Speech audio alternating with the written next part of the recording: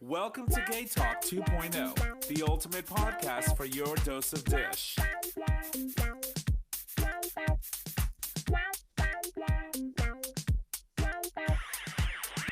Good evening, ladies and gentlemen, and welcome back to another episode of Gay Talk 2.0, an LGBT podcast streaming live on Digital Stream Radio. You can listen live every Monday at 6:30 or 6 or 5. I don't know. You never know. We get there. Anyway, that live stream is available at digitalstreamradio.com. On today's episode, we're going to welcome Steven Esteb. He's the director of the film Hate Crime, which chronicles the aftermath of the death of a young gay man at the hands of his apparent lover, and how parents on both sides cope with this tragedy. My name is Tom, and I am your host, and joining us today is our first host. It's Elci. And... Hi, it's Meg. And, of course... Hey, y'all. Nick or Trish. And welcome you all to... The Dish. I am so proud of you all. You did it. You did it. So we had a whole rehearsal, and we went through the whole spiel, but we got through it. We did it. That's mainly because of me. So anyway, as you know, Chris is taking a hiatus. He's doing some school stuff, which we support, and we're super happy for him that he's doing that. And so, in his place, we wanted to bring two of our amazing co-hosts who have been on the show before, and do amazing work. They're such great conversationalists. We bounce back and forth. You've been on the show before. You've been on the show before, and we love it. So thank you, Elci and Meg, for joining us today. Absolutely. Thank you, guys. Super happy to be Yay! here. And so that opener, lock him up. So for the past 2.5 years, all we've ever heard is Trump's obsession with Hillary Clinton and locking her up. And so during the World Series, the fifth game, which just happened over the weekend, he actually attended one of the games, and the crowd literally, as soon as he was announced, started booing him and then started chanting, "Lock him up." And I can't tell you how elated I was when I heard this, or when I seen this video, and I said, you know what? He needs to get the message that what he's doing and how he's doing it is just not going to work for the American people. And so I know how I felt, but I wanted to just open it up to the table and tell me, how did you feel, Elci, when you heard that? Right. Her face. Oh. Right. I honestly, my first reaction was, why in hell do you think it was even okay to show up to this game? Like, can you make some... Barricade yourself in the White House, please. Right. Yes, like literally. Build don't your come own out. wall in Colorado. Have fun around your red Christmas trees. Or were they black? Last year's Christmas trees, they were red or something like that. It was like a horror film, watching the whole entire hall of Christmas trees like decorated in white. I was like, who the hell did that and why?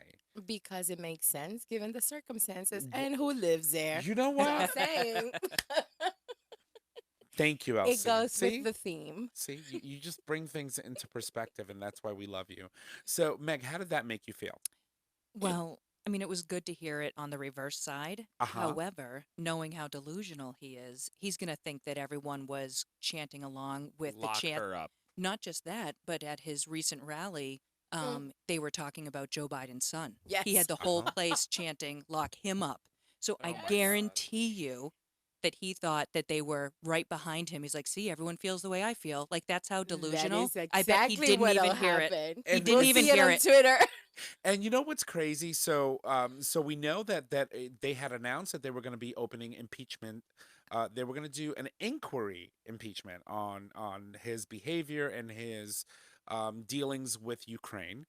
And then it was just like, oh my God, he gave the congressional office the evidence that they needed to actually go forward with this impeachment stuff. And I was thinking to myself, how stupid can you be?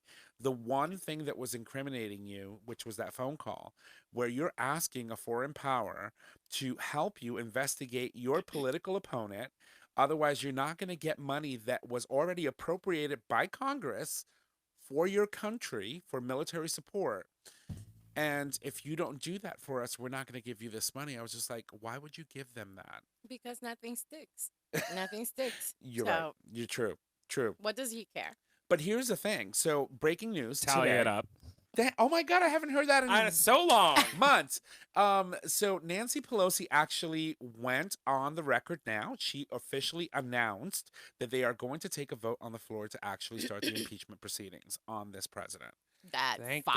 God. Today, that happened like literally like 15 minutes ago while we were still prepping and going through the notes and everything. It's just like everything's changing. But I was just like, wow, this is happening and it's happening so fast. Mm-hmm.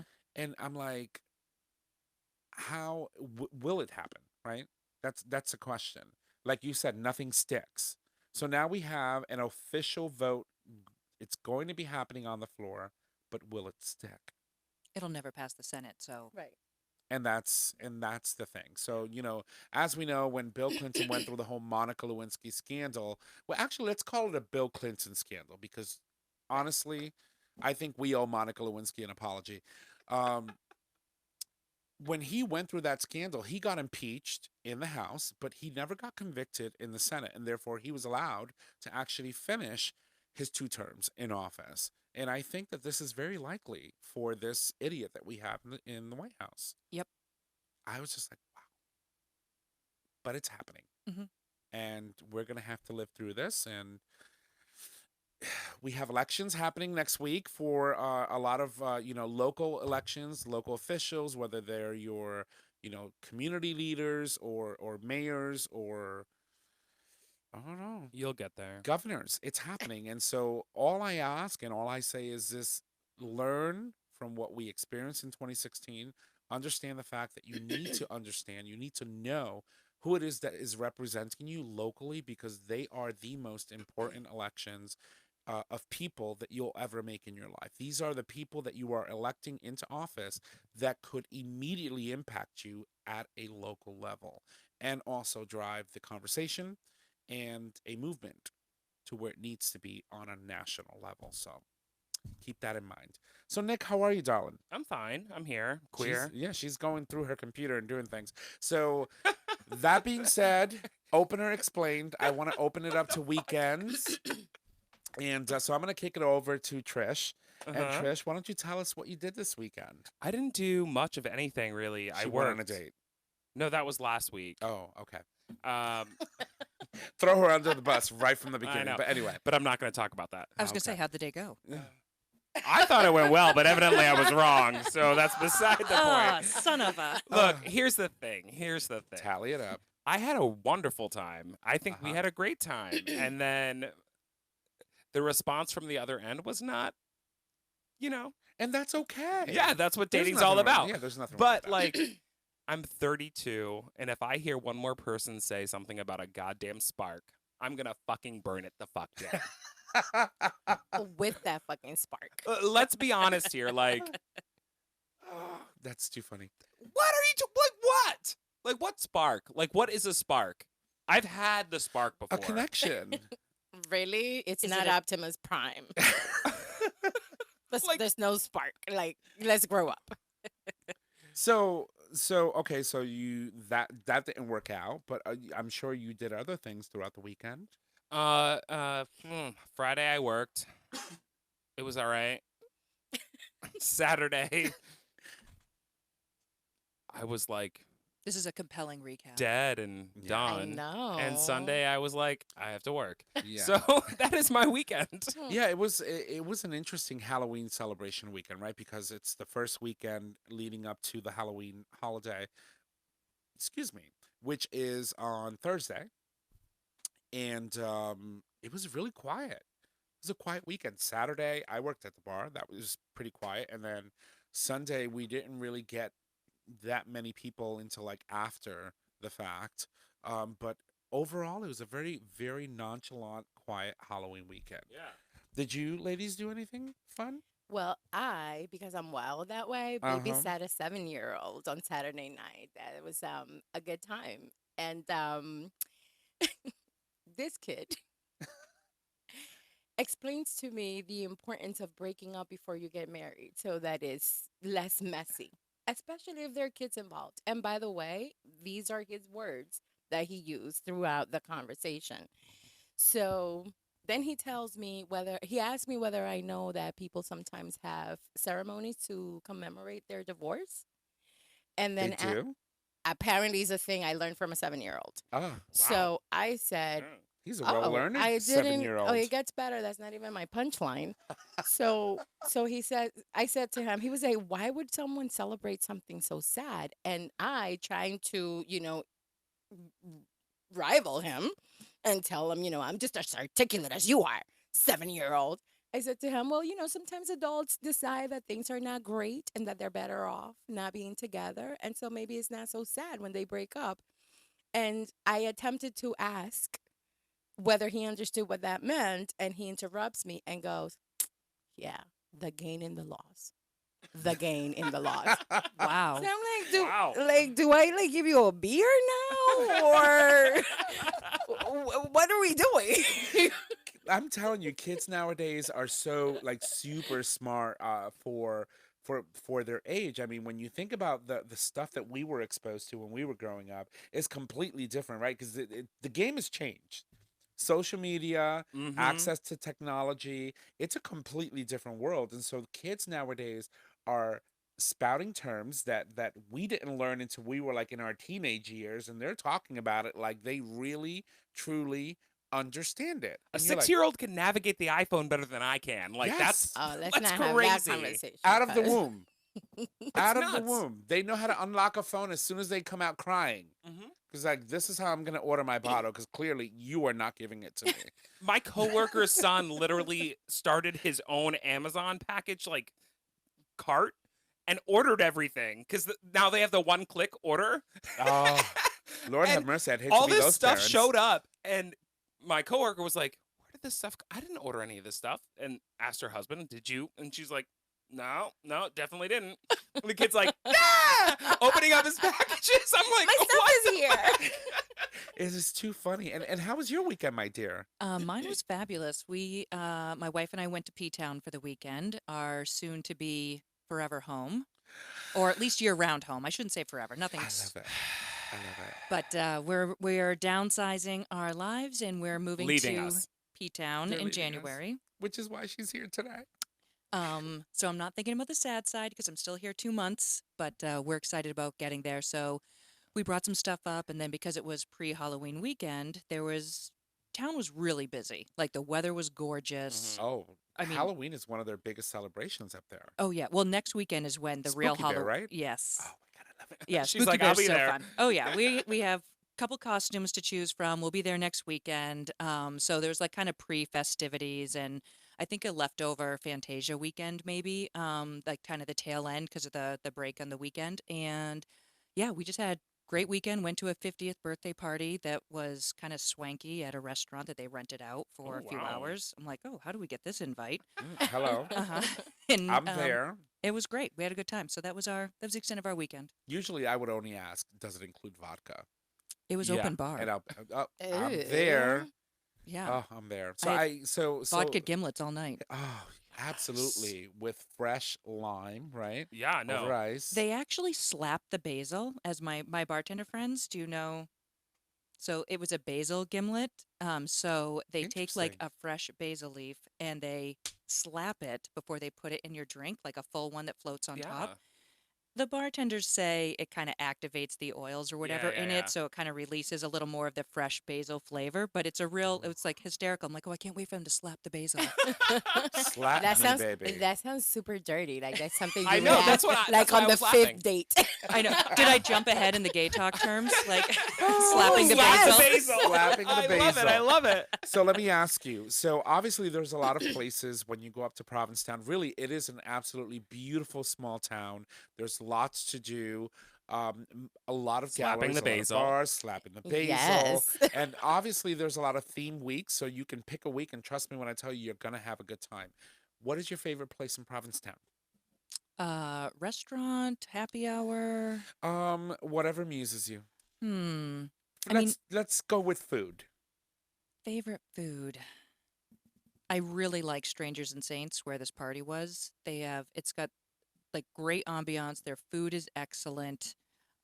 We gravitate. This is how bad it is.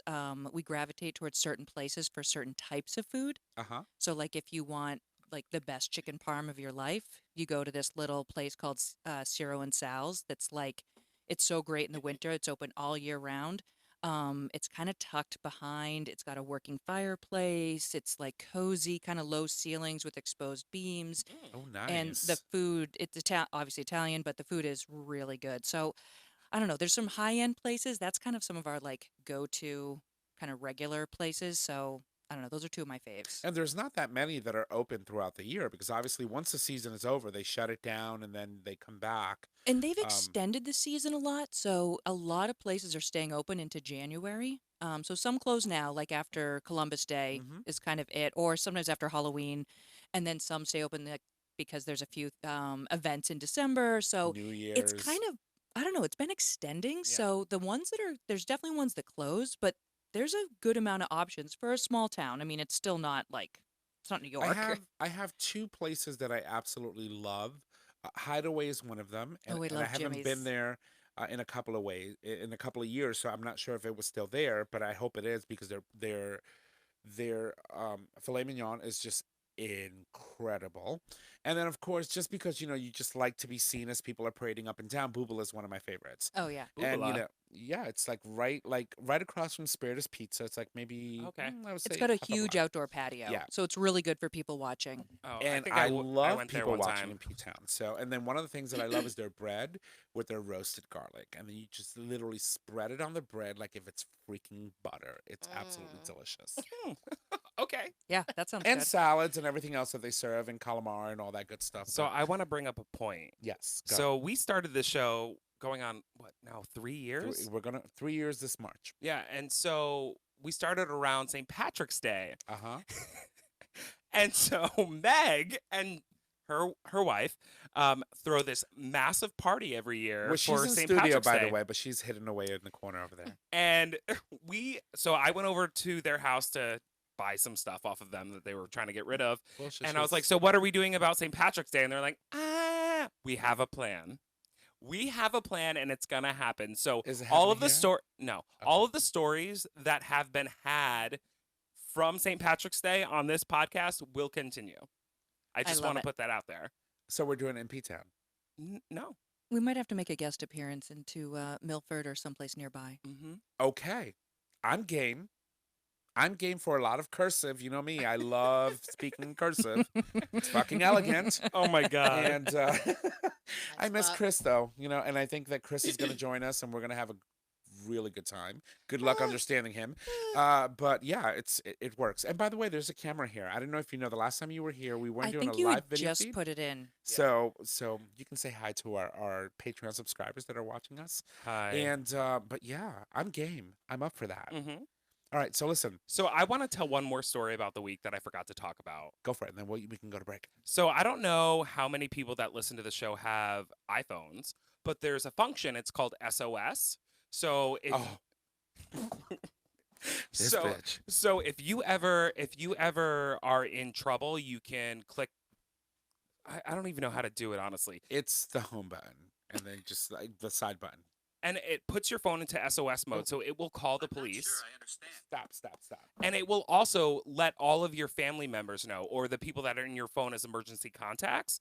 And it'll send your location, and it'll send that you're in distress and that you need help. So I had a long week last week. And on Thursday, after I had a back-to-back training, 2 days, I woke up the next morning and my phone, the screen wasn't working. Like it wouldn't respond, and I would try to unlock it. It wouldn't do it. I was dying. And so I'm trying to restart my phone in hopes that, maybe that'll fix it. You know what you need? A 7-year-old. Clearly. Burn! My phone went straight into SOS mode, called the police. It's got to be like 9 o'clock in the morning. I'm on the phone with the cops, naked basically, just about to get in the shower. I'm like, fine. all right, so everything's fine. Sorry, my phone's freaking out. And it's stuck in SOS mode. So then it starts sending all these messages to my family members. And so my brother, my sister, my dad, and my mom and my roommate are getting these messages that like I'm in distress and sending my location. And like it's just going off and off and off. And I cannot get my phone to open. So I can't respond to any of these text messages. So I'm now freaking out. I know I'm running late for work. And next thing I know, I'm like in the mirror. I'm trying to put my face on. Oh, which takes a while. Yeah, so I had half my face on. Bondo. And the cops show up. So the cops pull up and I look out my window. I'm like, oh, that's for me. Clearly that's for me. So I go I downstairs. love everything about this I story. go downstairs and I open the door and I'm like, hi. And he's like, hi, are you okay? I was like, yeah, I'm fine. He's like, what's your name? I was like, my name's Nick Bussett.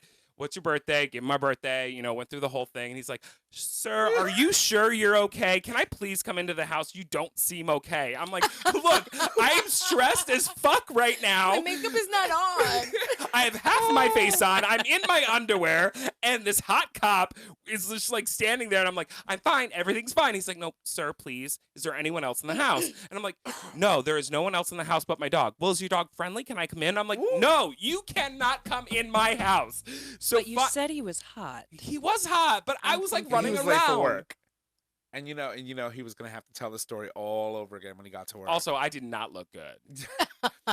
she got halfway through her Bondo. Half the Jekyll and face. Hyde. Yeah, no, it was not pretty. And anyway, so long story short, the cop finally lets me like go back to my business. He sits out front of my house until I leave for work. That's how concerned he was about me. But you know what? Yes. That's New how Haven concerned PD. he was. Yes. Proud of you, baby. And You better that's- send a that's the thank you thing. note and then a wink. And a wink. Come back And a when my phone face number, is on. you never know. That might be the one that sparks. I was going to say spark maybe. emoji. I didn't even get his name. Oh, Damn it. You can find out. I'm sure he wrote a report or something. Right. We can After go that Hartman. experience, I'll never forget his face. He straight up looked at me. He's like, sir, are you sure you're okay? You don't seem okay. I'm like, I'm fine. blink twice if someone is threatening you. Literally, that is what I'm not even kidding you. I'm pretty sure they thought there was somebody in my house like holding me hostage. And I'm like, no, there is no domestic. It's just me and my dog. I mean, the domestic is myself, but that's fine. Like, Oh my God, it's too funny. it was so crazy. But And so on Oh. top of all of that happening, I find out that my brother's the one that called the cops because he couldn't get a hold of me. And then Thanks, the cops Chris. called my work Oh. because they couldn't get a hold of me. And so I can't get a hold of my work. I'm like, all right, fine. So I drive to the Apple store to get my phone fixed. They're sending updated locations now of me just now traveling you've been through kidnapped. Because Haven. you're kidnapped in I the know. trunk of a car And going so- to an Apple store. They don't know your destination. No, they have no idea. And so my dad's like, what is going on? And my roommate's like, he's dead. He's dead. It's over. Like, he's in the trunk of somebody's car. You They can't pick up the killed phone. him at Apple. But anyway, now you know who cares. the That's right. cops. Sir, can I please come in? I'm concerned that I didn't receive one of these notifications. I thought I was your bitch. I was your, you know. Well, no, I mean like my roommate and my family, but yeah, I can. But I pick- love you. You want to be a nice contact? You want to get those messages when my phone goes to Put SOS? me on because I just want to sit there and laugh my fucking ass off. What if I'm actually in distress though? I will come find you. Bitch, listen, we've told stories. So I went to Maine one time and very quickly and I was going to hook up with this guy that I had met online. And I said, all right, I don't know this guy. He did. Go on. I did. I don't Well, know this it didn't guy. happen yet in the story, Chris. Yeah. It's, Elsie, shut her mic off. Mute it. Let's please pretend that didn't happen. Tommy, go ahead, go. Anyway, so I met this guy online and we made an agreement to meet and see if sparks would fly or whatever, and it was a hookup. Anyway, Sparks. it was a hookup. And so when I got to the guy's house, I immediately just sent my location to Like to a Chris- responsible to adult. Chris- To Trish. Chris. to Trish, and I said, if you don't hear from me, how much time did I give myself? I think you said half hour. Yeah, if you don't hear from me in half hour, call the police and send them to this location. And because, you really have to worry about that thing. I mean, given the subject that we're about to encounter on the second half of the show, it's a real thing. You need to be concerned about your safety when you're meeting strangers or when you're meeting anyone that you don't know. And so I sent them my location. So yeah, I'm a little hurt. I called you like 20 times after the And half you hour didn't To pick mark. tell up. me the story. No, no, we've had this conversation on the show. After the half hour Oh mark, no. He did call, and I'm like, I'm fine, bitch. Stop calling. and I was like, It's- all right then. She's like, I- all's good. But I'm like, all right. you know what? It was. I love this. I love this man that sits here next to me every week, and outside of the show, we always hang out and we have amazing moments. You know, and I'm happy that you're in my life. We had a little bit of a tiff on Saturday, but that's Yeah, okay. I did. Yeah, don't make me talk about that on air. But Anyway, that's how you know if you love each other. Yeah, well, That's You right. can survive those. there was a Steve involved, so there's Oh, always a fuck Steve Steve. involved. bitch, I'm not going home with you. Mark, Rick, or But she Steve. went home. There were sparks. The muffler as it's dragging. Um, anyway, guys, listen, we need to take a break because we do have a guest that's coming on in the second half of the show. So I'm going to leave you all with some music. And when we come back, we're going to have Steven Esteb join us on the show to talk about Hate Crime, which is that movie that we have been talking about for the past week. So here's some music. We'll be right back.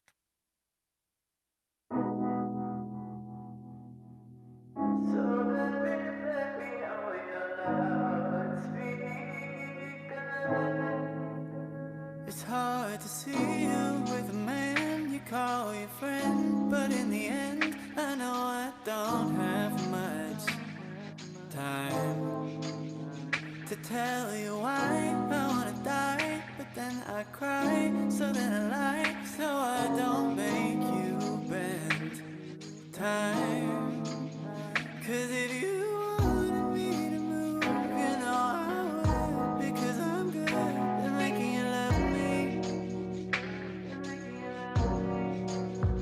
And if I said I needed more than I came for, would you ignore me making you love me?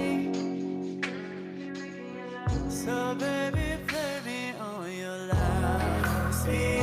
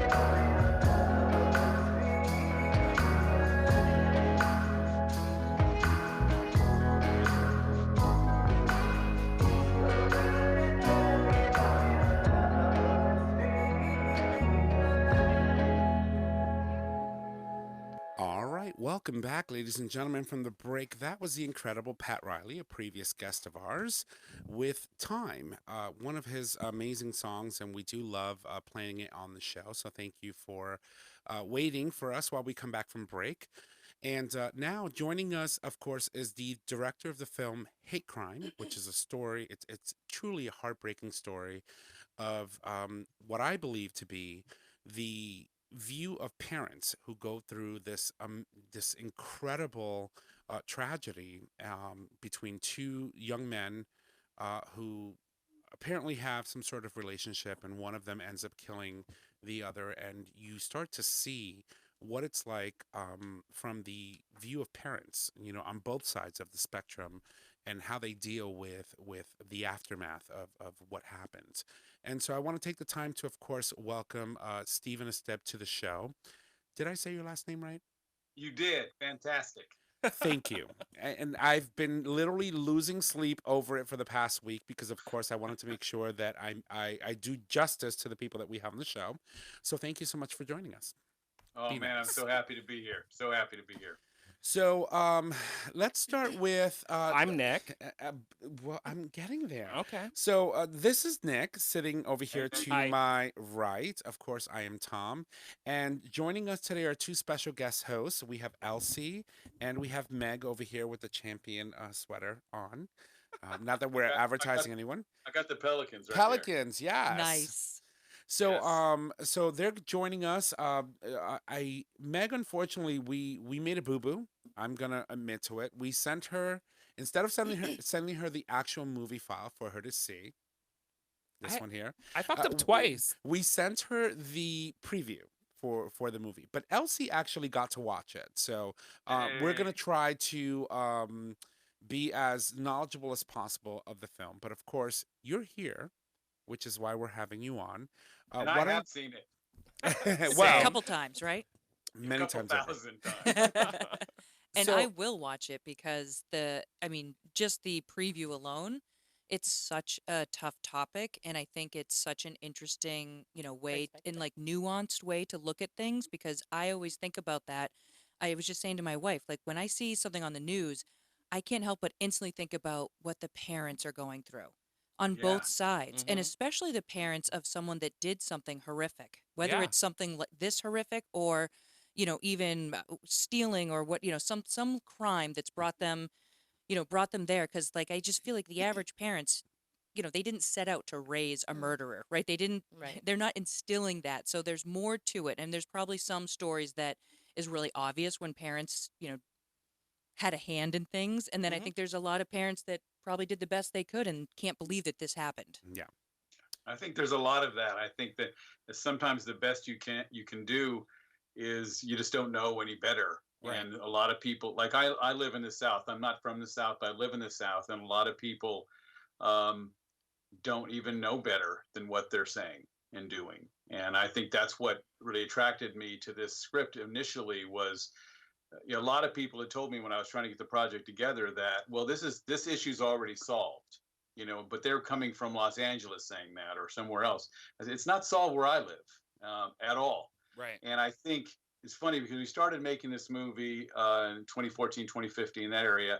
And it's more important now than it was in 2015. I'm going to tell you that right now. With what's happened in the world, the politics of the world, I think right now, the hate crimes, not just against gay and lesbian or trans people, but it's also just anyone who would be considered the other from wherever you're coming from. And I think it's just on fire right now, and we have to stop it. And I think it stops with parents. You Right. raise, like, people always ask me at the end of a festival, like, what do I want people to know? I just tell them, just love the shit out of your kids, and accept them for who they are, see them for who they are, and you got a great chance for a positive outcome. That's You right. know, and that's really what we're going for here. That's right. So let's jump back to the film itself. Can you tell us a little Sure. bit more about what the movie's about and what you're trying to get across? Sure. Well, initially the writer, he was actually sitting around thinking, what's the worst thing that could happen to a couple or a set of parents? And he started building out from that. And he came across this, and the person who wrote it is the most unlikely person who ever written this. You wouldn't believe it if you met him. He's just a sort of a conservative, middle of the road sort of fellow in Baton Rouge, Louisiana, and he just wrote this amazing little script. The first time I read it, I was like, oh my God, it's everything in between the lines, but it's really about two sets of parents. A terrible tragedy has happened, and one son murdered the other son for being gay. There's a lot of twists and turns in this story. I don't want to, put all the spoilers in there, but one set of parents, they saw their son for who he was. They raised him. They let him be out and be himself, and were happy for him and all that. And he's dead. Another set of parents raised their son a different way, and now he's being executed at midnight for that crime. So it's really about trying to figure out how this happened between these sets of parents, and particularly the parents of the killer. Obviously, there's a lot of repression, and this is the consequences of that repression. So it's interesting because when we look at stories, and especially documentaries or movies that are made of true life events, you typically see the side of the story of the victims, of the parents and victims, and you Yeah. barely ever get to see what it's like for the parents of the actual person who committed the atrocities, what they go through. And Yeah. so watching this film, it really, I appreciate the fact that we went left field when it Yeah. comes to telling the story, and you're really focusing on not so much what happened. We know what happens when the crime happens because we see Yeah. it in the film, but it's not the main focus of the film. And we It's start to more like the inciting event more than anything else. Right. and it really plays out into allowing us to really look into a lens that typically we are not afforded an opportunity to do so. Elsie and I were having a conversation earlier about the fact that when things like this happen, and your son ends up being the person who committed this atrocity, parents tend to sort of kind of go through these stages of like uh, Sorry. that's okay. That things that happen to them in the immediate aftermath, it's they go through this self seclusion, right? I don't want to talk to the media. I don't want to see people. I don't want to even talk to my friends or even family. I just want to be left alone because we need time to process this. Yeah. Seeing that side of the story, seeing what they go through in that space, in that house, really puts into perspective the fact that we really need to look at all sides when something like this happens. Um, and I really appreciated that from the writer, and obviously from producing the film, for showcasing that and allowing that to come through in the film. It was very important. Yeah, I think that's what made it really interesting to me. When I first, what I first, it was actually one of my students who wrote it. I teach screenwriting, and he had given me the first act, which is very challenging. And you saw the film. The first act is very, very challenging because you don't know what's going on, Mm-hmm. and you've seen people going through hell, and you're living in their pain and their shit, and you're like, oh my God, what the hell is happening? But when I read it, and I read a lot of scripts, so usually I would be turned off by that. But I just wanted to know what was happening. And you're actually, I think the reason the film works is in the second act, all kinds of things revealed, et cetera, and you get all the answers. But by living in the pain with these people and watching them just go through hell, like looking at each other, like, how did this happen? And just like at midnight, their son is going to be killed. Right. And he did a terrible thing, and they don't understand it either. And they're living in that pain. So the writer and the film, we make you live through it, Oh and yeah. it's really, really challenging for the viewer. And I think those people have, that's who we need to get to. It's We interesting. don't need to. It's interesting because you're 100% right. When I was watching the film, it was, how do I feel? Do I relate more to the fact that this person who is out and proud is now dead, or am I relating to the fact that this person is going to be killed for what he did and loved this other person? And it was really, really difficult, and actually brings up a really important topic that Elsie brought up earlier, which is, was it a hate crime? And I don't know if you want to speak to that, Elsie, at all, but I thought it was a important topic to talk about. Right. It's a So, really good question. right. Was it a hate crime or was it self hate? He clearly was in love with this person, and it was self acceptance where he was struggling with his own Yes, sexuality. And yes. what I took away from it was the fact that because he was struggling with his own sexuality, it was self hate that caused him to be so violent towards his partner. Absolutely. I think when I'm asked, I mean, I often get asked, why is this called hate crime? Because it seems like a really, like you expect it to be like American History X or Right, something like right, right. that. Um, but, and we had a different title. It was initially called Heartland. But there was another LGBT film that was coming out at the same time ours was called Heartland, as well as the series that had been on for like 12 years or something like that. So somebody came with this idea. We never really like loved it, but it really started to work in a way from what you're saying, Elsie, is that the hate crime is not in this story, is the hate crime is hating yourself.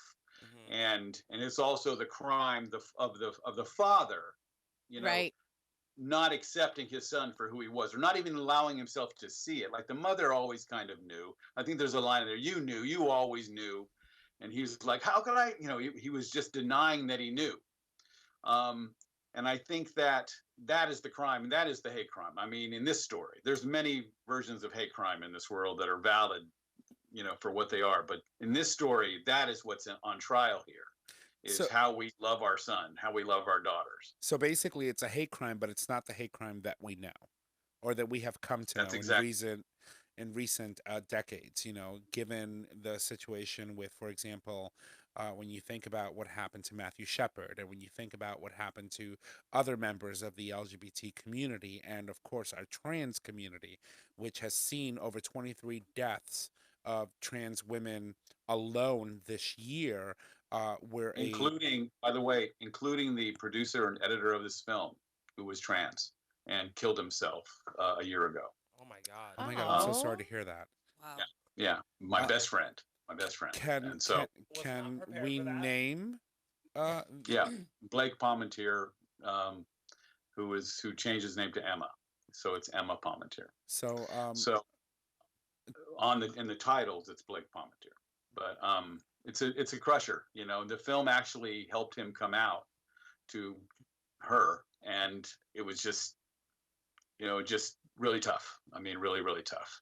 So it hits me personally on a lot of levels. I spent so many years. This is one of my best friends for a long, long time, and we were in the trenches on this movie for a long, long time, and sat there editing and trying to craft these moments. And he had worked with me on other films in the past, or she. It's hard for me to go to he to she because he was he for me for my so many years of my life. Hmm. But we credited the film as Blake Palmentier because he had not come out yet as Emma. So that's how it is in the credits. But it was a heartbreak. I'm still not over it. I'm not gonna lie. I can't let go of it.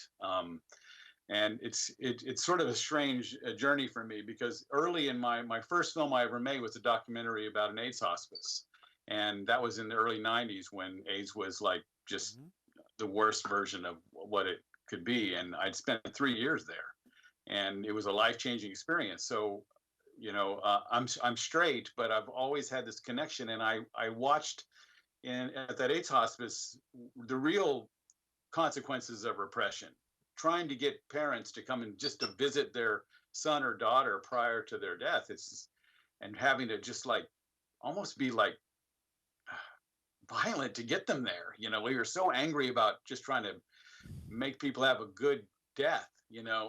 But there would be those miracles where they would come sometimes, and you'd see something happen that you start thinking maybe there is God, because something Yeah. great would happen. But that's how it started for me. So this film became like the other end of this journey for me in some ways, a way to sort of go at this a different way.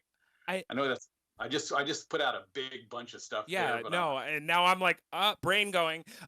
So I want to know a little bit more about your back history. How as a straight male did you end up in a situation like this where you are not only um eh, in this AIDS situation, but you're also producing films like hate crime? Like, What led you to this? I think, it's really funny. I kind of had my heart broken. I had just been divorced, and was just looking for something with had some meaning. And strangely, I was at a producer's house in Hollywood Hills pitching some bullshit story. And while I'm in there pitching it, this woman shows up and interrupts my pitch, and she's like an ex-nun who is managing this AIDS hospice. And I met her, and I just listened to everything she had to say, and I was like, oh my God, I think I found my reason, you know? And it's funny, she gave me her card and she told me to call her to come see it because I was looking for some project, something to do. And I swear to God, I put that card right at the base of my computer and I looked at it every day for a month and didn't call because I was terrified of making that call. Yeah. For 1,000 reasons. And then when I called it, I finally got the balls to call her, and I just said, hello, and is Debbie there? She goes, Steve? What, is this Steve? I go, yeah. She goes, I thought you were going to call me. I'm like, oh, I'm calling you now. She goes, I've been sitting here waiting for your call. So I went out there, walked into this amazing place where it was horrible and wonderful and hilarious and sad and everything you can think of about life all mixed into one thing, because you're mostly dealing with people that are young. Right. It's not like you're at a hospice where you're seeing your grandfather die at 82 or something. You're looking at a 22-year-old man and you're just watching this happen and having this generation of talented, wonderful people just being taken out. Right. So to me, it just grabbed me by the heart. I could not let go. And I picture this nurse looking like Sandra Bernhardt. Is that wrong? Well, sort of, yeah. She was an ex-nun. She had spent like 20 years working on Skid Row in downtown Los Angeles, and this opportunity came, and she sounds like the character from Pose. That was all. Like, she sounds just like the character from Pose. That no, I know she's just like that. Her goal in life was to make sure that this is going to sound crazy, but her goal, you're going into the end of people's right? That's it. That's happening. No one's going to get out of this alive when they're at that situation, out of that place. Her goal was to give every single person that lived there a beautiful death. And it just, when I heard those words come out of her, my heart just went, oh my God, I want to be part of this. I want to help her. I want to do something. So I just made this little documentary. And it's funny because when I made the document, all the people that were there when I walked in the door the first time were the most charismatic people you could ever meet, all there at the same time. And of course, it took a year to raise all the money. And so you're in a place where your cast is continually dying, so there's another group of people, then another group of people. By the time we actually made the movie, it's strange. It ended up being more about the caregivers because that was the constant, of the place. These people that are giving of themselves and like laying it on the line for people they never met before in their life. And the people that were there were a strange mix of straight, gay, old, young, housewives. It was a weird mix of people, and they were just laying it on the line for people. And it just was amazing to me. And so I've always, since then, I was like, I got pulled into that AIDS activism. I was like part of ACT UP. I was just like out of control. Went to the AIDS quilt so many times. I can't even tell you, helping people deliver quilt panels. And it just became part of my life. But I have to say, at a certain point, I think I had PTSD from that. It really was really tough to get over. Right. Because luckily the AIDS cocktail showed up and started making it, kind of an obsolete world, that we were in then. But which is the awesome news. But I think I and a lot of people who were there would have PTSD from so many people passing. It's difficult, and it's a hard death, A lot of people don't realize the impact that HIV and AIDS had, especially in the 80s and early 90s, or even to the mid 90s. And you mentioned the show Pose, and one of the most heartbreaking moments for me watching that show, because I have to tell you, Ryan Murphy is a fucking genius, and I thank him every day for doing what he does. But one of the things that I learned that broke my heart watching that show was the fact that there's an island that exists. It's called Heart Island. And on this island, there are countless unidentified people that were buried on this island because parents and people that were supposed to love them refused to claim their bodies when they died of AIDS. And therefore, they were buried on this island. On top of one another, On literally. top of one That's another. real? Yes, it Yes. is. Yeah. Very real. God. It is very real. And to think that, you go through life, you're born, your parents, you come out of your mother, and then you find out that you are who you are, and you want to be who you are, and your parents disown you for them, for being who you are, and then you end up, your resting place is an unidentified box with a number on it, in the middle of the East River, is heartbreaking. And That's what drives me. Those kind of things right there. Just like right where we are right now, that the number one cause of death for gay teenagers is suicide. It's just that's not acceptable. I'd rather have accidents and like everyone else, you fall off your bike or something like this is not going to stand for me. And That's the craziest part of that is that since 2014, Mhm. it has significantly spiked for LGBT youth in suicide and homelessness. And maybe that's because of more awareness. Maybe Right. that's because of social media. Maybe that's because of Trump.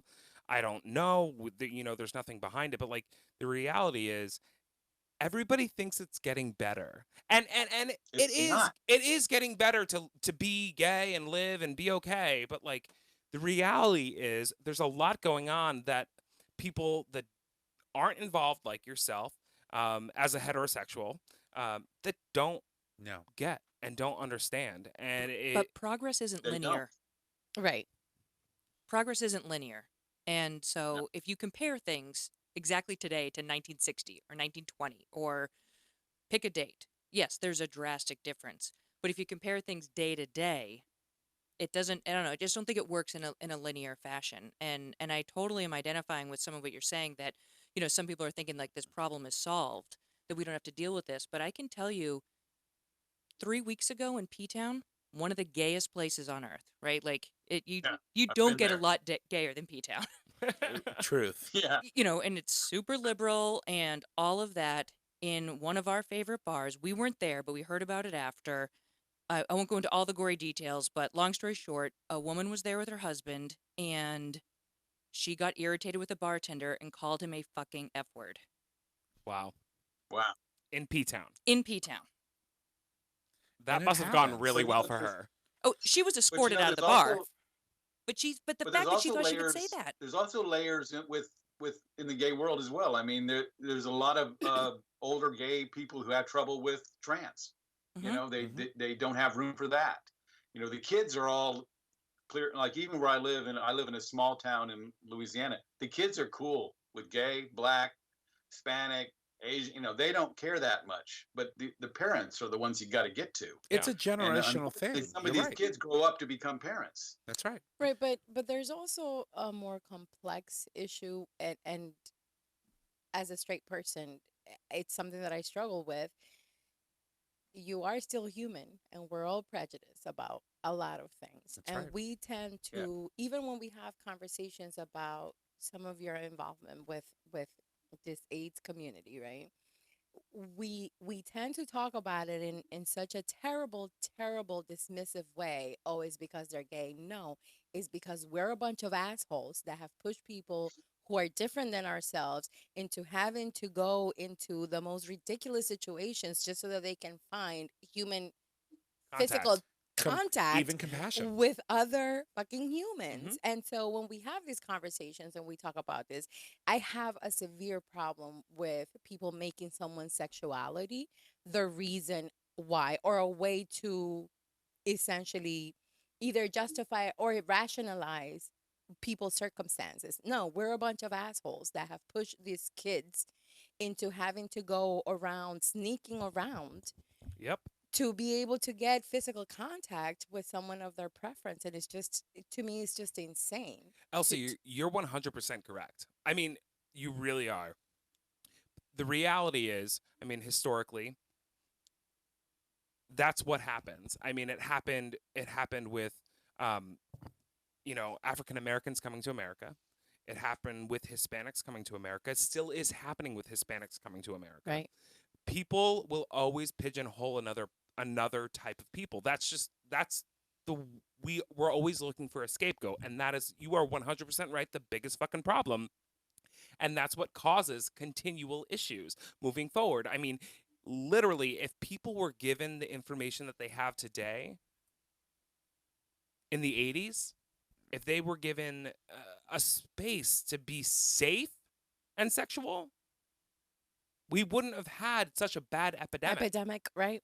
It would be a different Right. story. We caused that. We did. We Yeah, caused that. right into bathhouses and all those kind of places where people were going to try to be safe with who they are, and it turned out to be a mixing pot for all kinds of other things. And Right. So I tell people the same thing you said all the time.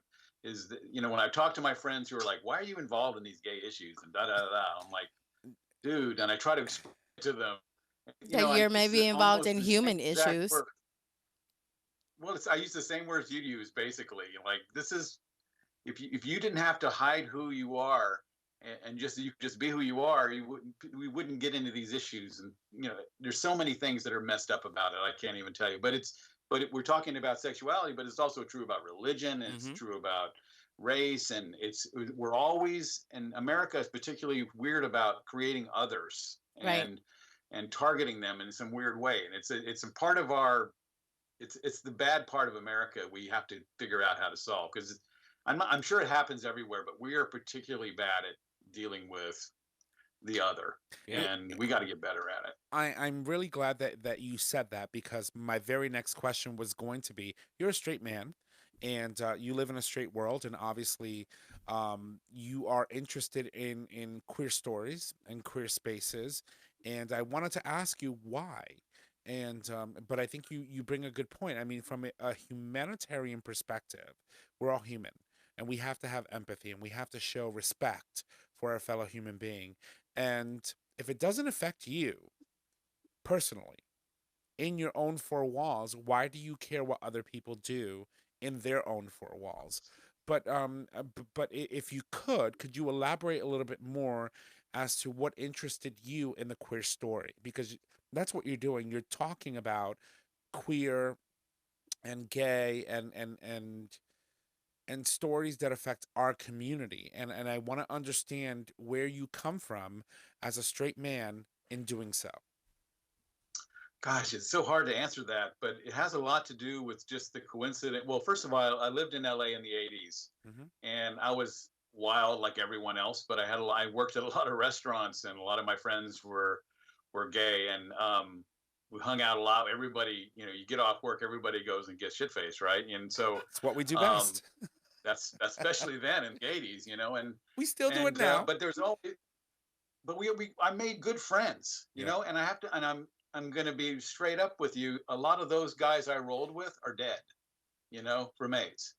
And that is really fucked up, because I didn't die, and I did almost everything they did, almost. Obviously, I wasn't having unprotected gay sex, but I mean, I was like hanging out, we were partying, we were rocking and rolling, and then everybody goes to their corner at the end. And it just breaks your heart. It's just not fair. It's just not. You should not have a death sentence because of who you love. You should not be treated like dog shit for who you love. You should not be, I just can't deal with it. But I'm not going to lie to you. I'm the same way about race and religion and all that too. I mean, it really pisses me off. It's something that I feel strongly about, and I love the fact that my kids. I have 3 kids. And they're cool as fuck, and they don't give a shit about anybody's sexuality, religion, or race. They don't care at all. And we've been very clear about all that. And I think we've raised them right. I love watching them deal with people. Makes me so proud when I see them. And I think that's a testament to the work that you do and the life that you've lived and the people and the company that you've kept throughout your life. But I want to bring it back to hate crime. Thank you. Okay. Um, Yes. and you're telling a story that's pretty intense, and I wanted to know two things. First and foremost, the writer, is he a member of the LGBT community, and why you chose that particular subject or script to direct. He is not, and that's why I'm saying he would. If you met him, you'd be like, "What? I mean, this guy wrote this." And not only because he's straight and sort of conservative in his, but he's not really conservative like in the Trumpy way, but he's like a very middle of the road sort of cat. Um, but you just be you'd love to talk to him. But then it was the best thing he'd ever written. And when I read it, I have to tell you, as a person who reads a shit ton of scripts because I'm a script doctor and a script coach and all that kind of stuff. And and what you really want when you read a script is you want to feel something. And when somebody writes something and you were crying on the page, Right. it's on the page. You think, wow, I'm feeling something. This is important. We just started running with it, and I just loved it. It just made me feel something, and you just don't have that experience very often. And like I obviously we were joking that I've watched the film a bunch of times, but I showed it at a film festival the other day where we had won a couple of awards, and they wanted to have it come back and kind of honor it because it was like a big deal there. And it was not an LGBT festival because we did pretty well in several of those as well. But this was a real moderate community, and it was such a great experience because we had a Q&A. I had Kevin, the guy who plays Tom, the father who changes the most in the story.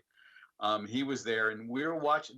The crowd stayed and spent so much time in the Q&A, and it just reminded. And after a while, you start losing connection to that because you're just out trying to get to promote the movie and all that. But those people were staying, and I walked as I was walking out. I had several sets of parents stop me and talk about their son or their daughter, and like how we don't know what to do. We loved them. We did everything we could, and they're still having trouble. And I'm like, "Oh, I don't know what to say except just keep loving them hard, you know. But you can see that there's people out there that need to hear stuff like this. And even when people were telling me in the beginning that this was not really an issue anymore, I thought, you know what? It's not you who are saying that my liberal friend who needs to hear this. It's the people who don't know about this. Right. Because this is my dream for this film. And films have a fairly short lifespan these days, but my dream is that this is the film a kid says to their parents, "Dad, I want you to watch this film. I just want you to watch this." And it's the film that the parents watch. This is never going to be the hot, sexy thing for young people to watch, and never. I would even when we won festival like LGBT festivals, it always shocked me, like because they're all at the festival having a good time. Like we were at this wonderful place called Outshine in Miami and Fort Lauderdale. Great LGBT festival, having the time of our lives. But the films that were there were pretty wild. They were pretty raunchy, and everybody's there for that. And it's a lot of fun. Again, it's like having that safe space. Like we've talked about in other arenas. But then this little film ends up winning big award. And when I went up there to get the award, I was actually like crying because it was the first first LGBT festival that we had done that. And I said, I know, thank you so much. This means so much. I know we're the straightest gay film here. And everybody cracks up because we are the straightest gay film in any film festival you're at. But it just meant a lot to me because I thought we can get to people. People can tell their parents to watch this, and maybe we have an impact. My secret dream is that maybe we save a life, maybe one life, maybe somebody looks at life differently and we alter it in a tiny way, and something changes. That's what I know that's grandiose, but No, I just I think you're 100% right. I think you can change and save a life through this film by parents embracing the reality of what their kids might be facing. And on that note, I want to talk a little bit about how, as a director, you navigated the relationships of the parents Mm. to the story, both, you know, the parents who lost a child and the parents who are about to lose a child. How was that for you? Where did you find the inspiration to talk to these actors and get them to the place where they needed to be to really convey the story? Well, um, well, first of all, we have two sets of parents. So one lost their child 5 years ago. So it's older pain for them. They're coming to this execution, but the pain is older, uh, which is ironic because that's the hot thing. They're the victims' parents. But the parents that are losing a child tonight at midnight, it's right now for them. So whatever they've been going through with this process, it's right now. They're losing their child tonight. And so that's what this weird juxtaposition was that made it different than a lot of the other films. The hot problem in the moment is we have a son dying tonight. There's an added scene that we wasn't in the script that we put in that I'm really glad we did. And there's a great moment where John Schneider, the father of the son that was out, he's there. He's saying all these horrible things, and he's there like he acts like he wants to see this execution and all that. But there's and this is going to be a spoiler, but we put the scene at the end where he is talking to Raymond, the Mm. killer, Mm-hmm. and he stops and he goes, "One more thing. Did you love my son?" And he says, "Yes, I did." That's a big moment Mm-hmm. because one, that's what he was there to find out. Right. Was I wrong to have him be in this world, to support him? Was I wrong to be the good father that I thought I was? Because my son's still dead. But when Raymond says, "Yes, sir, I did," two things, that means two things. One, Raymond is out. Raymond has accepted who he is now, and he knows he did something wrong, and he's accepting the consequence. But he's out. And for the father, he got what he really needed, which was my son was loved. It didn't work out in the long run, but he was right. He wasn't wrong. And it was not in the script, and we added that at the end. And I think it's a big, huge deal in the story we're telling. You are 100% correct. I was talking earlier with Elsie about it too, because that moment in the script made me think, are they going to try and stop this? Did they realize that their son was loved? And yes, there was a crime of passion and hate and anger in the story, but it was almost like you said, I mean, 5 years earlier, you could see the difference in the anxiety and the energy between the parents, and then you think, are they going to say no? We don't need another person to die because of this. And That would hearing have been a that great moment, idea. I wish I would have thought of that. well, that's all I could think about. I was like, hearing that moment, I'm like, maybe the father's like, no, he loved my son, and this world's fucked up. Right. But also, don't beat yourself up about not having thought of that. The one thing that I found super compelling, it's the behavior of the dad through his upbringing, through the murderer's upbringing, was not explicitly oppressive about his sexuality, because he convinced himself that he was not aware of his son's sexuality. But to me, that's a very important point to have made, is how we get comfortable in not acknowledging certain things about our children, and create these traumas for our children that they just cannot overcome as adults. They cannot accept themselves. And it was something that was super subtle. He wasn't, and he explains this, he wasn't outwardly s- spewing hate He said I never words to beat him. him. You, Never did. I never He said said to that. him, right, but it was very subtle, where you were also not acknowledging the aspects of your son's life that were important to him. And so we get That's comfortable in the whole, plausible deniability. I didn't know, so I didn't have to support him. That doesn't make it any better, because you're still hurting yeah. your It's that subtle children. crime of denial. It's a Correct. very subtle crime. You Correct. know. And it is Well, just I as you're taking just an active part as anyone who is spewing hate explicitly using hateful words, you are still denying your kids their ability to be themselves and get the love that they're supposed to get from the people that are in fact supposed to love them the most, because we learn how to Well, love from our parents. there's a little moment in the script where he's remembering his son when he was a kid, and the kid is joyful and running around and loving life, and you think right there at that moment, what could have been, if your joy was, you know, encouraged, Right. and I think you can take the LGBT part of it, even if you say you're just say you want to go to Hollywood and be an actor, and Right. your parents think you're nuts for doing that, and they don't Right. support you. Whatever, I know that's not as important, but it's like we make a lot of choices that our parents don't like, Right. and they can really punish you for those, and really like fuck with your head about it, rather than. And I know that parents, being a parent, I'm trying to give the best advice to my kids I can give. Maybe I'm making mistakes saying you should do this or you should do that. You have to always be looking in the mirror, like as a parent, like what am I doing? So that's a very good point. It's that subtle denial that just is working all the time. So Well, here's what I say. I think that people need to really watch the film to understand the dynamics and everything that occurs in the film. And I think it was brilliantly done.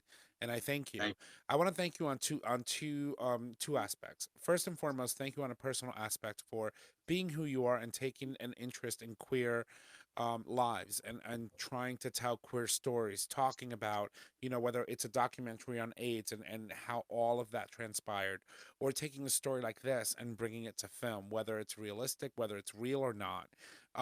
You took the time as a director, as a straight man, to take upon yourself a script that talks about homosexuality and the ramifications of not supporting your children and taking that and and denial. and Mhm. being in denial and bringing it home.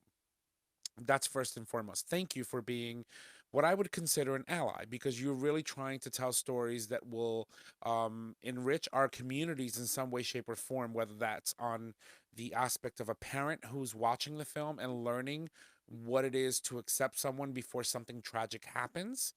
And then from a professional perspective, you really taken an interest to looking at the underdog and trying to tell those stories. So that is also, I appreciate the fact that you do that. And I wish that more people on this earth would do that, because I think that we would be in a much better place, and have a much better world to look up to when people like you take the opportunity and the time to tell stories from people like us. Tom, are you getting emotional? I am. This is weird. Um, I never see him I it's emotional. I am too. it's It makes me. It just goes right to your heart. It's just how I appreciate you saying that. It's like makes me feel like I'm not wasting my time. No, I definitely don't You not. know. think I don't think you are, and I think that from the perspective of our show, when our listeners listen back and watch this film, I hope that they see and feel and get the experience that it is to watch something like this, to be exposed to something, to a story like this, because if you're a young person, you really start to see what could happen if you allow someone else's inclinations of who you are, what you are, um, define what you should be. And Yes. so thank you so much for doing that. I think it's important, and I'm hopeful, and I hope that in the future we could see more projects like this, not only from you but from other directors, from other people in the business, to take an interest in telling stories for people who often are not heard. So thank you. Well, I appreciate you saying that, and because I honestly believe we need more stuff like this. And one of the things I'm developing now is actually a limited series about my experience at being at that AIDS hospice. And I hope I can get that off the ground. It's going to be a hard watch, but it's also funny and stuff. So it's like I think there's something special about it. It's called Kissed on the Lips. And I just look for that in the future. That's one of the things we're trying to put out in the world in the near future. Well, listen, my friend, you let us know whenever you're ready to go live with this project. We'll be more than happy to welcome you back on the show. You have an open invitation to come, sit with Thank you. us if you're in town, or join us via Skype and talk about these amazing projects that really do tell amazing queer stories. What town are you in? We are in New Haven. Well, actually, we are in West Haven. The studio's in West Haven, but most people know New Haven, Connecticut, because it's the home of Yale University, and so we are in Connecticut on the East Cool. Coast. All right, because when I initially when you were calling me at 2:03, I thought, who's trying to get me to buy something, Okay, first of all, That would be- don't give my that would number be me. away. All right, well, thank you so much for looking at our film and talking to me about it, because it's I'm really proud of it, and it's so little, but it maybe can do something big. Yeah. You should be. Oh, You it's should an be honor to very meet proud you, of it. too. Absolutely. Yeah, it was great meeting you, and I'm so sorry about the loss of your friend, because we do that as a society. Yeah, we do. And I remember when Blake told me that he was trans, and I was like, "Are you sure?" And he goes, "Yeah, I am." I'm like, I mean, if you were gay, I know he was a really good-looking fella. I said there'd be a lot of people really happy about that, you coming out. He goes, "No, I still like girls." And I'm like, "Oh my God, this is so confusing." And I go, "But I'm down. I'm with you all the way." But oh man, it was so crazy. So And before we my let love you to go, Emma. We're s- much love out to heaven to Emma. so we would like to honor Emma on the show, and thank you for telling her story. And I think that it is important that going forward, we understand who Emma is and what she did. Well, when you look at the credits, if you ever do, it's Blake Palmentier is our Emma. So, Okay. and she did a great job on this show. The edit is very difficult. As you can see, it's a slow burn movie, and we had to commit to that, even though our instincts are to make it go faster. Mhm. And she did a great job and worked her ass off. Great, great friend, great friend. Well, we're truly sorry for your loss, and again, in homage of Emma, I think that this film is gonna really do a lot of good things. So, thank you so much for joining us today. Thank you very much. I appreciate it. You're welcome. Bye bye. Wait, All wait, right. wait. Really quick. Where can people find the movie? Oh, we're on Amazon. We're on Vudu. We're on FlixFling. We're on all kinds of VOD sites like AT&T, Dish, DirecTV, and there might be more coming, but definitely on Amazon. Great. Easy to find on Amazon. Thank you so much. Thank All right, you. Thank you so much. Ladies and gentlemen, I would like to once again thank Steven Esteb for joining us today to talk about hate crime. It is an amazing movie, very emotional, very hard to watch, but we do encourage that you do. We're going to have all the links to the movie, of course, information on it on tonight's post, and we hope that you truly, really, really, truly engage. Once again, Steven, thank you. Thanks a lot. Appreciate it. Bye-bye. All right, so that was a very tough conversation, obviously, given the mood and the feel of the film. But we do encourage that you definitely give it a watch. You know what? I feel like though it's important though because a lot of our topics are tough. Yeah, I they mean, are. like a lot of our conversations are tough because living in the LGBTQ plus community, living in any minority community It's tough. is tough. Yeah. And as much as we have a lot of like uplifting stories like my gay penguins, Of course, which are very or any important. gay animal for that Flamingos, I can go through the list, dolphins. matter. It's important to acknowledge that like we're still human and we're still dealing with the things that have not been resolved. That's and right. and the fact that we have a platform to stand up and say, hey guys, this is something we need to recognize. And it's not something, honestly speaking, it's not something that we set out to do. When we started the show, and I say this all the time, it was just about, oh, let's have a kiki, let's drink, let's Mhm. talk about, let's burn people, let's be bitchy and let's be gay men, really. But halfway through, Not even halfway. not even like literally 18 episodes in, listening to some of the words that were being sent to us via email from our listeners, and saying, oh my god, you talked about the story, and yeah, I love the fact that you kiki, but this was important, and things started shifting, and then Pulse happened, and that was Broke me. that broke all of us. Yeah. And I think, and that's when everything shifted, and I'm like, you know what, I think that we have an opportunity here to get away from burning. I'm tired of burning you and telling everybody's, Oh, you still do. well, we though. still do that, but it really gave us an opportunity to talk about important things that are happening in our community, and this platform allows us to get that information to people in places that may not have an opportunity to experience it firsthand, and so I'm proud of that. I think it's great. I mean, just because it's a tough conversation to have, or it's not, no one's like high fiving over this, like that doesn't mean it's not important and good for people to hear about. And I think I always go back to it's like a form of representation. And I think that's what we need the most of across so many different, kind of areas. But if we focus on LGBTQ, then I think that's a big part of it. And even having a conversation about something like this and having this nice straight guy come on the show that is really passionate about it, like that's good for people to see and hear that that's okay to be, Of like course. I don't know, like in just like a tiny little way. So I'm glad you guys are the way you are, and burn away, and Me too. go to the library, read some shade. Like I'm good with all of Oh, that. I love it. I love it. Elsie, you're over here wiping tears I away. know what's going on, girl. Tell us, give us the lowdown. What are you feeling right now? On the First of spot. all, seriously, first of all, I was being super quiet about They this. can see you on camera, so No, I mean, I don't know. Maybe I have, leaky eye syndrome. oh, They don't know my experience. Normally, I'm the crier. What's She's Oh. over here chopping onions. uh-huh. Right. That's right. It's the onions. We're gonna make fajitas after this. It just breaks my heart that we're such assholes. Yeah. It's really just that.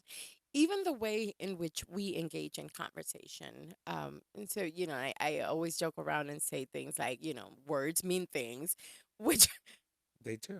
they do, but words really do mean things. And even the way that we engage in conversation about the LGBT community, you have a conversation about human rights. You have a conversation about social justice. So I'm a feminist unless you're a lesbian. What in the actual fuck? Please don't tell me that you care about one human's condition because it affects you and it impacts you and you're part of that group, but you don't care about the rest of fucking humanity because then you're a fraud. And it just breaks my heart. And that's why I love you. That's why I love her. It's Elsie and I work together outside of the show. And, what had happened was Elsie came on and took my spot, and she is crying, and I'm like, wait, why am I not crying? And I just want to hold her right now, but I'm across the table. Yeah, it's and that's why I love her. She has a very unique perspective as a straight woman. I love the fact that you advocate so fiercely for anybody that's going through issues or anything. But first of all, I'm excited, and I love the fact that you're my friend. But thank you for being also an advocate and a tell it like it is person. And really good Period. insights too. That's right. I read. Now stop crying, Beth. All right, so listen, guys, we do need to wrap some things up. So we've got a couple of more things that we're going to go through.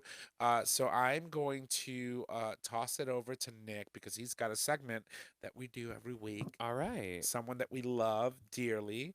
So Mhm. hold on, I got to put on my timer. Okay, fine. Let's see I here. hate the timer. So you know what time it is, right?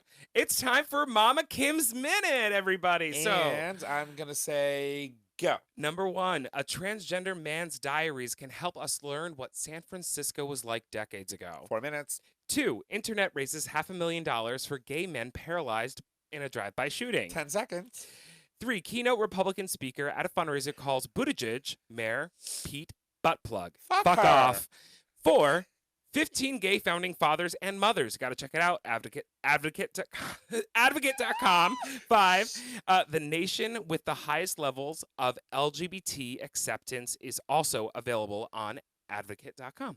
34 seconds and 50 excuse me 34 seconds and 58, what do you call those? Milliseconds? Milliseconds. I'm proud of you, girl. So anyway, Y'all Mama make me Kim, nervous when you're fucking yelling into the fucking mic. 13 seconds, 30 seconds. Mama Kim, thank you for sending us those stories. Of course, those will be posted on tonight's post so that you guys could actually click on them and read up on them. We appreciate the fact that this woman who made that flag made each one of us one of those handmade. She sends us stories and just really engages with us in such a way. She's just amazing. Meanwhile, my real mom is just like, "Can I get your Hulu password?" I'm like, "Thanks, mom." All right. I feel like deja vu happening all over again. Didn't I have a conversation earlier with a friend? Anyway, so we have our Gay Talk term. And of course, that Gay Talk term is brought to you by GayRealEstate.com. They didn't know about it, so I'm sorry. I'm just, going to throw it there. So, Meg, you're going to read our Gay Talk term. What is our Gay Talk term for this episode? Well, for this episode, it's a proper noun. A proper noun. Okay. Mm-hmm. Perk up. Cruella. Oh, that's her. Gay nickname for one who thinks of himself as a femme fatale, a heartbreaker, a homewrecker. How could Cruella turn him down after all those nice gifts? How did you get in that book? Yeah, that's pretty accurate. Nail on the head. I love it. So, Cruella, I love it. That's our Gay Talk term for today, Cruella. Yeah. All right, so, Nick? Okay, so on this day in gay history, brought to you, of course, by GayRealEstate.com. The first openly gay member of the German government took office in 2009, Cursive. October 28th, 2009 in Germany. I love it. Guido Westerville becomes vice chancellor and foreign minister to Angela Merkel. Could it be Guido? It probably could Okay. be, All right, but we I never mean, know. like, I'm pasty, so I can't say anything right. So that's amazing. Yeah. All right. So listen, ladies and gents, thank you so much. If you love the show, make sure that you go subscribe, rate, and review on your favorite podcasting service. By doing so, you get the latest and greatest of our show delivered right to your favorite device or web browser as soon as our episodes are published. I think I made this way too big. Anyway. On that note, you can also support That's us what on he said. Size Queen. Well done. You Well can- done. I freaking love her. You can also support us on Patreon. By doing so, you, our listeners, can help support the show with a monetary donation. We collect those donations every month. They can be in any denomination of $1 or more, and we are truly, truly, truly appreciative of what you do for us. So thank you. I'm going to fly by the seat of my pants with this one. All right, so next week we are welcoming again Dr. G for another Tales from the Tail. So it'll be a lot more fun and we're going to be talking about that. Right, Booty, except for the I'm like- STDs. Yeah. Bottom Well, yeah. focused. But he's hot, so it's always fun. Yes. Yes. Yes. And no butt Not that wipes. Steve wasn't pretty, but She still hasn't. Butt wipes. She still hasn't gotten over that. I haven't. He ruined my life. Yeah. So if you he's don't not. know, Yeah, if he you, ruined mine too. That's if fine. you've just joined us recently and you haven't listened to that famous episode that caused the uproar in our community, our great doctor, says that it's not healthy for us to use wet wipes for many reasons. One, first of all, our septic tanks can't handle it, and two, you're really taking moisture and putting it in an area that doesn't have time to air out when you wipe and put your pants back on. So don't do it. Ugh. That goes for the ladies too. All right, so thank you to our guest, Steven Esteb. I'm saying it wrong. Steven Esteb. Esteb. Uh-huh. For joining us to talk about hate crime today, and That's right. also to our beautiful co-hosts, Elci and Meg. Thank you so much for being with us today. You ladies were fantastic. Thank you. And Shall we Shall we put a Let's do dental this. dam on it? Let's put a. We have 2 dental dams that we need to work on today. All and right. a couple of condoms. Oh, wait, this is me. That's Our right. show is available on our website, gaytalk20.com, Intern. under show and episodes. It's also available for a free download on iTunes, Google Play Music, and Stitcher Radio. Nick announces you can find us on social media, Facebook, Gaytalk 2.0, Instagram, Gaytalk 2.0, Twitter, at Gaytalk20. You can email us at gaytalk2.0@gmail.com. Tom, take it away. All right. And if you need to reach out to us, you can do so by visiting gaytalk20.com. No, excuse me. I'm kidding. You can do so by visiting our website. There, you can go on the Contact Us tab where you can leave comments. You can suggest topics. You can submit a question for the cast or an individual host. You can also call us and leave us a voice message. With any questions you have, we can answer those for you on our show. The phone number is 334-GAY-TALK. And if you need those digits, it is 334-429-8255. Don't forget that we do stream live every Monday at 6:30. Who knows? Ish. Ish. That's right. I love it. See, she knows. And you can access that live stream by visiting digitalstreamradio.com. Ladies and gents, that is our show. Thank you. And y'all have a good night. Bye.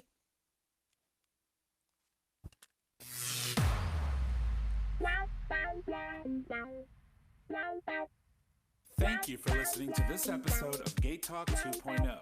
Tune in next time for more Dish.